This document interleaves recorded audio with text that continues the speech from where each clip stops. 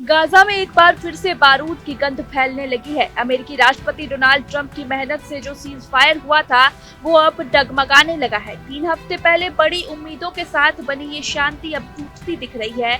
मंगलवार को गाजा के राफा इलाके में अचानक फिर से गोलियां चली। कहा जा रहा है कि हमास के लड़ाकों ने इजरायली सैनिकों पर हमला किया, जिसमें एक सैनिक की मौत हो गई। इसके बाद इजरायल ने जोरदार हवाई हमला कर दिया।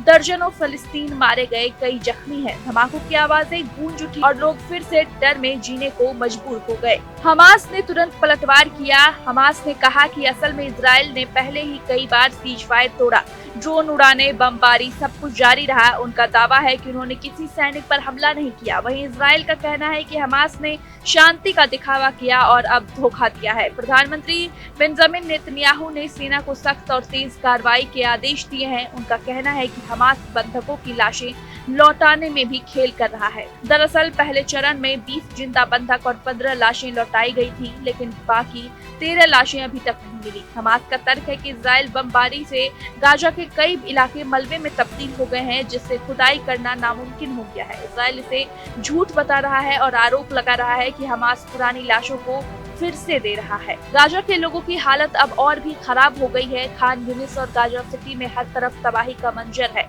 स्थानीय मीडिया के मुताबिक 20 से 30 लोग मारे गए हैं। दर्जनों अब भी मलबे के नीचे दबे हैं। बच्चे, महिलाएं, बुजुर्ग, कोई सुरक्षित नहीं। बाजार खाली हैं, सड़कें सुनसान। लोग भाग रहे हैं, लेकिन जाने की कोई जगह नहीं बची। इधर ट्रंप का बयान भी खूब चर्चा में है। वो एयरफोर्स 1 में सवार होकर दक्षिण कोरिया जा रहे हैं। जब उन्होंने पत्रकारों से कहा कि हमें जानकारी है कि एक इजरायली सैनिक की हत्या हुई, और इजरायल ने जवाब दिया, लेकिन सीज फायर अब भी जारी है, कुछ भी इसे खत्म नहीं करेगा। उन्होंने हमास को चेतावनी दी कि अगर बंधकों की लाशें नहीं लौटाई तो उनका अंत कर देंगे। ट्रंप ने साफ किया कि अमेरिका पूरी तरह इजरायल के साथ है। ट्रंप की टीम, जिसमें जेरेड कुशनर और स्टीव विटकोफ जैसे करीबी शामिल हैं, इजरायल में डेरा डाले हुए हैं ताकि शांति बनी रहे।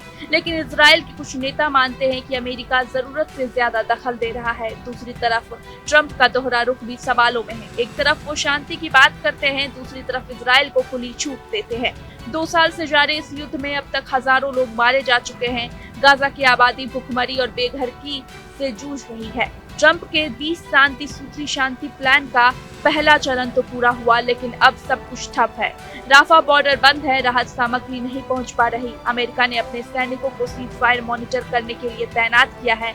अगर जमीन पर तस्वीर एक जैसी है, तबाही, डर और अनिश्चितता, तब सबकी नजर मिस्र में होने वाली नई वार्ता पर है, जहां कतर और तुर्की मध्यस्थ की भूमिका निभा सकते हैं। पर असली सवाल यही है, क्या भरोसा अब भी बचा है?